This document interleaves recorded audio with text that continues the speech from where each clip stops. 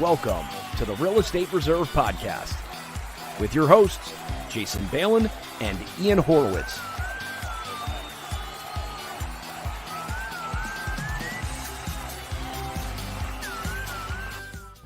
Ian, what's up, buddy? What's up, man? I forgot how to do this. I'm so excited. I got my cup of coffee. America runs on Buffin. For anyone that knows what I'm talking about, it's here. I miss doing podcasts, man. This is fun. Dude, we never stopped doing podcasting. I know we both kind of took a little break. I broke my foot. You went on vacation. We haven't been consistent, so we're back. We both got smiles on our faces. We're both excited to grind. We're both in the office today doing deals. I got a beard. You don't. What happened? Well, I mean, shit changes, Yeah. right? That's a part of it. I happen to shave. I wanted to shave on vacation so I can continue to get tan. There you go. Felt like if I had a beard, it would stop it. So, welcome to the Real Estate Reserve Podcast. If this is the first time tuning in, welcome. Thanks for checking it out. Promise we will keep this entertaining, but also very educational and have a really cool topic for today. If you have tuned in before, welcome back. Anything we can do to help you with your real estate investing career, feel free to reach out. You could always comment through this podcast, depending on if you're listening or watching this on any of our channels. Feel free to comment. Just say hi, say what's up. Maybe give one of the wins that you've had over the past week. Maybe a goal that you have in place that you're hoping to accomplish before the end of the month. Little things like that. So today we're going to be talking about generating leads and relationships through networking and conferences. A topic that I think is very interesting to me, but also very impactful. I think Ian and I are both very big advocates for networking and networking in general and conferences in general. And coincidentally, although Ian and myself have known each other for a while and knew each other before this, we actually became friends through a conference. It was a conference out of state in Atlantic City. It was a lending conference that we both attended, and we knew each other before, but that actually solidified a relationship, and it kind of just came to mind as we're starting this off. There was no one else at the blackjack table. I was like, oh, that guy looks cool. We've talked before. So. No, but it did grow from there. It grew from that conference of just, hey, what are you doing here? This is what I'm doing. This is what you're doing. And then it grew from there. And then it turned into you invited us to a mastermind event that you held at your office, right? And it just grew, and it's blossomed into now we got a podcast and all these other things. And, I think a lot of people forget the importance of getting out and speaking with people, whether it's via the internet nowadays with everything being on Zoom, and you can attend a lot more classes. Or I'm actually headed out of town tonight to go to a storage conference to go check it out. Everyone's like, well, why are you going there? Well, it's not only to source vendors, but it's to go bump elbows with everybody else in the business, because you just don't know who you're going to run into, whether it's another storage operator that can help provide you assistance in your own marketplace, someone that's going to bring you a deal, or just seeing how other people are doing things. And I'm actually really excited. And that was one of the biggest disappointing things for me during COVID, was not having some of the conferences that I normally attend. And there's a few that I definitely attend every year, which I know you do attend a few every year. Yeah. And, I think in general, depending on your personality type, typically depends if you are into networking or if you're into conferences. And I'm the first one to say that you want to work around your personality type, and kind of be in your comfort zone, or you think you need to be in your comfort zone on this. But I think it gives you the ability formally, and it almost gives you that invitation to get outside your comfort zone and officially chat with other people, network with other people. If it's a RIA group, if it's a meetup group, if it's a physical conference in state or out of state. But I know that inside our business, it's gone a long way. And I feel like the benefits of some of these conferences, and I think maybe out of state more than in state, not that the in-state ones aren't good, but it's like, cool, you're mentally prepared. I'm mentally prepared to go out there. I'm mentally prepared to learn. I'm mentally prepared to stay focused on my business for 24 hours a day, 24 hours a day throughout the whole time there. I'm mentally prepared to go meet people and network with people and build relationships. You're paying money to fly out there. You're paying money to stay out there. You're paying money for the networking event. So you might as well take full advantage of it. And did you see what Mark Owens comment posted, a comment that he posted from an event that he's at in Vegas related to he didn't know anybody at this event, and then someone posted about, hey, if you we have an extra seat at our table if anyone's free. Did you see that? Yeah, I did. And I liked it. I liked his comment because it was like, on one side it's like, kind of shy, I don't really know anybody. Like, but at the other time it's like, hey, maybe I'd kick myself in the head if I didn't talk to them. And I've thought about like big wins that I've had at conferences, and like some of those big wins are actually like really small things in general. Like, hey, go talk to this person, or like just go talk to somebody. That's it. Like, and that's a potential big win. And it's, something as little as that. So I think in general, I don't know. Not sure where my head is. Well, I think what you're trying to say is it begins coming to connecting dots. So whether it's vendors, it's other people in the business, it's someone that's even running that conference, it becomes a dot connector for you. Next thing you know, you're speaking on stage, or you're helping lead a group, or people are looking up to you inside of this conference, whatever it may be, whatever your goal inside of going to that conference may be, you're able to start connecting the dots. So you're having a conversation, oh yeah, do you know so-and-so, or whatever, it becomes better icebreakers. There's just a multitude of things that going and traveling to conferences is. And what it's not, and I guess my wife is watching, I just want to let you know that I'm not going to Vegas to go drink and gamble. Sure, it might happen, and that's where a lot of the good networking actually happens outside of the actual conference. But if you look at my schedule, pretty much from 8 a.m. till 6 p.m, I have it booked out between classes and people that I want to go meet, and vendors that I'm like, hey, I'm going to be at this conference. You're going to be there. Great. I want to have a 20-minute sit down with you and take full advantage of what the conference is and pull the information that I need to head home. And honestly, they are mentally taxing. And that's not just conferences, it's also masterminds, right? Like, you're taking that time, you're taking a break in your daily routine to work on something inside your business or on yourself. Yeah, I mean, I've got lifelong relationships with folks that I've met at masterminds, conferences, other networking events. And, it's always good to kind of get outside what's happening locally, right? And I'm not saying that everybody knows each other locally, but in the world of business, you got real estate investing, or real estate in general, then you have real estate investing, then you have real estate investing in the DC area, Baltimore area, or whatever it is, Philadelphia market. And like, you get to the point that you almost know a lot of people because it's a small niche, right? And in general, and sometimes it's good to, although maybe not operate broadly, understand what's happening on a broader level, right? You meet with real estate investors or business owners in like whatever, Dallas, Texas, and see what they're doing out there. What's working, what's not working, what's their thoughts on things, right? Like when let's say there's 5 of us, right? Or 5 of you, whoever, there's 5 of us, and we all talk on a regular basis and about how we feel, like all of a sudden, like the 5 of us turn into one big brain, and that's all we know. Like, all of a sudden you get outside your comfort zone, you get out into another market, and then you learn from other people, you're expanding and getting bigger and bigger and bigger and bigger and bigger and open to what's going on. I mean, I like being involved with a lot of these types of events. And even mostly just because like I can see what's going on in other places, and you're an extension of your own network of who you are. Are you going to buy a property from somebody in Dallas, Texas? Probably not. Are you gonna sell a property for wholesale to somebody in Dallas, Texas? Probably not. Are they going to invest in one of your deals? Possibly, maybe not. But you can learn from them what they're doing, what tactics that they're doing, how's it set up. I mean, it goes so far. Yeah, and I think something that you bring up is is when you roll out of. When you're looking at that, right? Like, yeah, people in other part of the country are doing real estate, but what you're going to get? You're going to find out that everybody has the same problems nationwide, right? Like, everybody has all these things going on. And you know what else you're going to get? You're going to get tools in a toolbox. You might find out, okay, like, we're in Maryland, right? Like, we can do IDOT. So someone might be crying or complaining about mortgage taxes in California. Be like, oh, well, do you guys have IDOTs? And they might not, but at least you gave them an idea.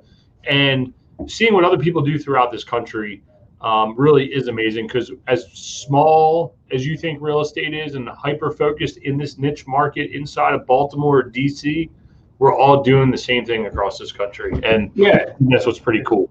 And also, while we're tied into, this doesn't necessarily need to be real estate investing focused, but while we're tied into about real estate investing, like there's a lot of areas of the country that there's no flippers. People don't flip because the numbers don't make sense to flip. All they do is they buy rental properties, right? Like that's just how it works in that particular city. And if you talk to a wholesaler, wholesalers flip, wholesalers assign a contract to a rental property, not necessarily a flipper. Or it could be like, hey, we only do subject twos because that's what works out there. And that, and that might not work in some markets that we're all in locally. So it's interesting. It's interesting how that works. So Ian, what are a few events? I'm just going to use the broad term of events. Could be a networking event, could be a conference, could be a mastermind. But what events are you trying to hit over the next, forget 6 months, for the next year? Like what? It doesn't have to be a specific event. Like what interests you of topics of an event? So right now we're getting hyper focused into an asset class. So there's a specific asset class that I'm headed out to go track down and get the ins and outs of. And then usually once a year I do, Terry puts on a mastermind event. That's kind of like my personal growth stuff that I work on. I like it because it's not too formal. It's very loose and it's more of just a bunch of guys getting together and talking about problems we have. So I enjoy that.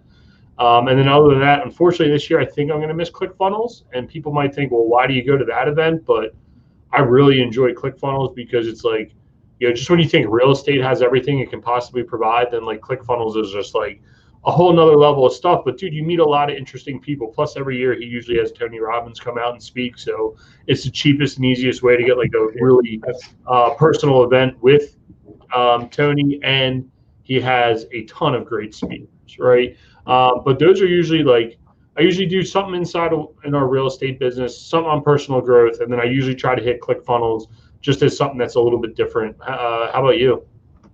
I mean, typically, I like stuff focused on marketing in general. Stuff on marketing and personal finance. Those are interesting things to me. It's really interesting. I remember Chris and I did a podcast on this years ago related to what's the best way to describe this? The way that it was related to your reading list and how your reading list expands as you grow. And like when you start off in a business, you want to learn everything about that business, right? So it's like everything about real estate, like the ins and outs of real estate. What are all the strategies? Wholesale, flip, lending, subject twos. How do I do this? Like more like how-to stuff, like informational stuff, like how to. Then you get through all of that and you're understanding real estate, right? And then you get to the next level, and that's business in general. It's like, cool. Not that I'm not interested in real estate.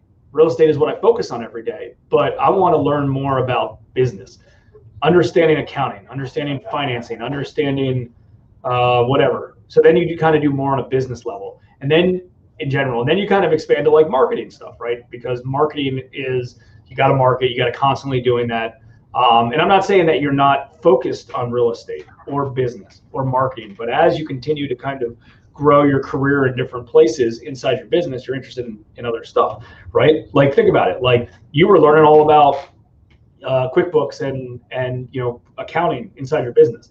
Like if you talk to a real estate investor and say, most real estate investors, and say, hey, how do you do this inside QuickBooks, or how do you do this inside your business? They'll be like, I don't know, my accountant does that. Like to me, that's the wrong answer, right? I'm not stating that the accountant shouldn't be doing that, or your bookkeeper or controller shouldn't be doing that on your behalf. But I believe as a business owner, you should understand the fundamentals of it, as well, because who knows if they're even doing it the right way. It might not, you live in your business, you know exactly what you're trying to accomplish in your business. I'm not saying you don't utilize them as a resource. So anyways, like all of a sudden it's like, hey, accounting's really, really fun, right? I mean, accounting sucked. I failed it in college multiple times. I learned accounting when I had my own money inside my business at play. That's how I learned it. Like that's when it came relevant. That's when it came interesting. So you transition into those books, and then you get into like finance and personal finance and networking and personal growth and things like that. So it's interesting. And I don't remember what we called that when we did that video years ago.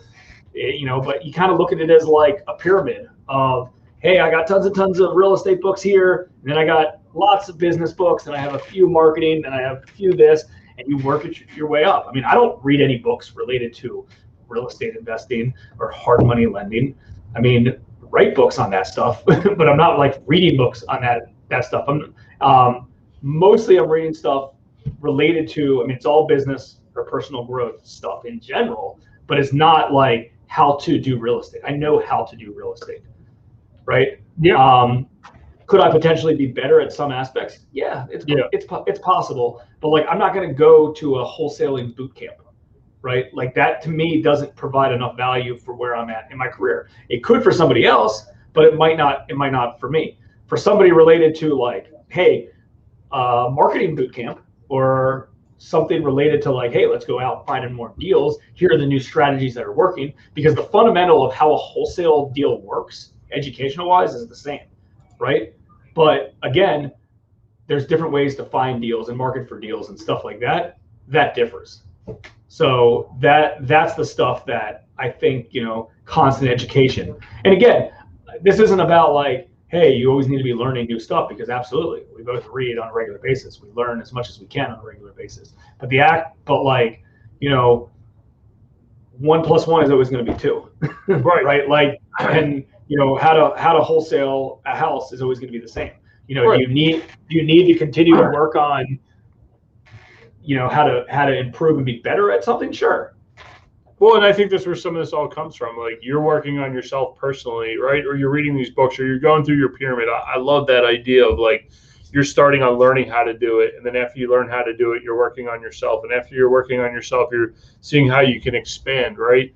Well, when you're learning all this knowledge, what good is it if you're not sharing it with anyone else, right? Like, you're growing your business, but you get out to a conference, you can talk to someone about, hey man, like, did you ever see this book Subsidized by Dan and Ian, or The Whiteboard Effect by Chris and Jason, right? But no, seriously, like, you're out there talking and you're using these facts, and hopefully you're helping somebody else with it. And something else that we're not talking about right now is it's not just conferences, it's networking in general.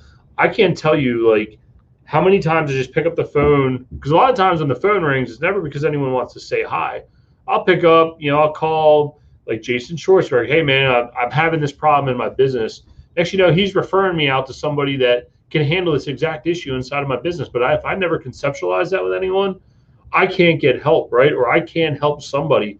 Pete, one of our partners, called him up. Hey man, how you doing? Oh, cool. You're doing this or you're doing that. Like, what about this? And just talking to people. And it's not just other real estate investors. It's banks. Like, not that it was a terrible idea or a terrible thing I had to go do, but I hit Jason and Chris up. They're an investor on one of our properties that we're doing together. I said, hey, we're getting ready to refinance. I said, do you know anyone? Jason's like, yeah, I don't really know. Next thing you know, Chris is like, yeah, one of our investors is actually a lender, and that could work out. Next thing you know, we're hitting them up. We're on the dude's boat. We're out riding around on his boat, and we're learning about each other's businesses. I don't know that he's the right fit for this lender on this one, but the fact that I picked up the phone and I talked to him, the fact that I even called Jason and said, hey, man, about to do this on one of our properties, what do you think? That set off a whole chain reaction of events. Guess what I now have? I have another tool in my war chest to say, okay, if I ever come across this type of property, this type of lender is exactly right for that fit, all because I took the meeting and went out on the dude's boat, right? So yeah, and the loneliest business is being an entrepreneur, or being a small business owner, or being even a real estate investor. Like, it's a lonely business. A lot of people don't have offices. They work from their houses, and they're not talking or chatting with enough people. Think about like the excitement in your voice, when you're talking shop with somebody. Like, it's exciting. I get that a lot because I try to surround myself with people a lot, and I probably don't even get it enough. I probably should be doing it more. Like, just nonstop. Like, yeah, we can do this, you can do this. All of a sudden, your brain's getting super creative. When you mentally get on that plane to go to that conference or to go to that event, and you're like, yeah, I get to hear this person speak. So like, and those right conferences, the way that everything's set up is important, right? Like, and purposeful. So it's like, hey, let's go. The whole Tony Robbins thing is the best example. Like, you're on your feet, you're clapping, you're jumping, you're hugging people. He wants to put you in a really, really good, positive mindset to think and to like be there and be like, I'm ready. I'm freaking gonna rule the world, right? it's meaningful. It goes a long way. So, imagine if you have that superpower feeling on a regular basis. And again, you can't be a chronic conference attendee where all you do is you go and learn. You don't implement and do. The reason why a lot of people don't go to tons and tons of them is because you go in, you rack your brain. This, I don't know, I got this from funnel hacking, but this wasn't where my notes were in funnel hacking. But like you go in there and you're just like constantly like taking tons of notes, and then typically you go back to your office and be like, nah, bad idea. Yep. Oh, this was a good idea, right? Like 10% of it ends up being good, but that's fine. That's the purpose of it. So, all right, man, that was kind of our rant on relationships. Some people like, oh, this doesn't seem like a great topic, but it is, right? Like, it's usually the topics that we present that we're like, yeah, this seems like a goofball topic, but it's actually where you get the most value, right? Like, if you're not doing these little items, like I'm a part of a group right now, and I see a few guys are on. Tyler, Andrew, a few other guys, Mike Webb, who we've interviewed before, created this group for first responders. It's called First Responders Financial Freedom, I think, right? So while it might not seem like a great, like everyone's like, well, why do you want to be a part of that Facebook group? If I can help one other person, or I can learn one other thing from someone who has we have the common interest first, and then we're now a part of a group of people, and you get to share ideas. And I had a question. I actually reached out on that group before I did any other group. I reached out to that group to see if anyone had an answer for me, because we have a commonality. And networking is something that you need to do. And like Jason said, you don't need to do it so much that you're not doing, but you're using it as a tool and helping you grow and move forward. So. You know it. Cool. It makes me to want to make the LFG mastermind now. Go back to the thing I was talking about the other day. Dude, you're so stoked up. You're about to head out to an airport to go onto a plane to go to a freaking conference right now. Oh, it is 112 degrees out there, but I will get out there and it's 112 degrees here too. Yeah, well, they told me it's a dry heat out there. I laughed in their face. So, but either way, I'll definitely report when I get back. Let everybody know how the conference was. And how long is that conference? It's Tuesday to Friday. It's actually a long one, but there's some workshops that usually I'm not a huge consumer of content. I usually try to be a presenter of content at conferences, but I'm actually the low man on the totem pole with this one. So there's some workshops that I want to do, and I got bookended on a Tuesday and a Friday for the two classes that I wanted to do, so I'm stuck there. But either way, it should be a good time. And where are you staying, Mirage? Is that what you said? Staying at the Mirage. Doing it real big. Oh, well, the best part is MGM had sent me something for a free room. And I called up. I said, hey, I got this free room offer. They're like, yep, it's the week of whatever week this week I'm supposed to be there. So the room is completely free and a credit for food every day. So that's a win. You're gonna give it right back every night at midnight. Yeah, was that a loss leader? Free plus shipping. So yeah, whatever that funnel's called, but they're the leaders in funnels. Yeah, man. So either way, it'll be a good time. They know what they're doing. All right, man. Well, let's circle back next podcast when you come back into town, and maybe we'll just do a recap of it. Yep, sounds like a plan. All right, guys. Till next time. See you next week. Thanks for tuning in to the Real Estate Reserve podcast. Do us a favor and like, comment, and share our broadcast. It helps the algorithm and helps us spread the word too.